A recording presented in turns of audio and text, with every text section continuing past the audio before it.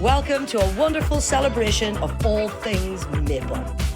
We are Sam and Shauna from Hangfire BBQ, and in 2019 we had the privilege of travelling to Quebec and Montreal in Canada to learn about maple syrup. And what we hope we're going to show you today is that maple is not just something you put on pancakes.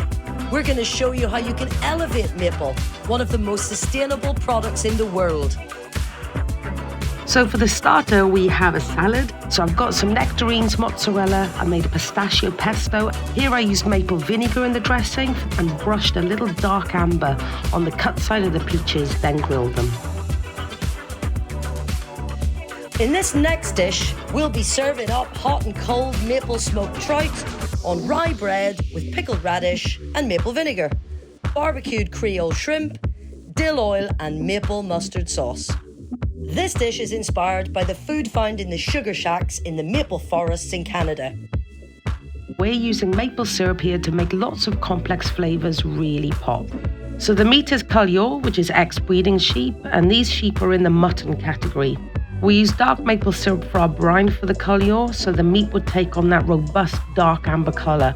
We serve this with po' boy grits and a maple vinegar salsa verde with some lovely charred broccolini to balance it all out.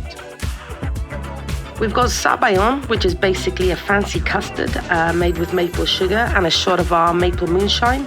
And we've got some summer fruits macerated in our maple moonshine too. It's a refreshing dessert to end a lovely lunch. What we are really trying to do is showcase one of the most amazing products in the world in a variety of different ways that you wouldn't have tasted before.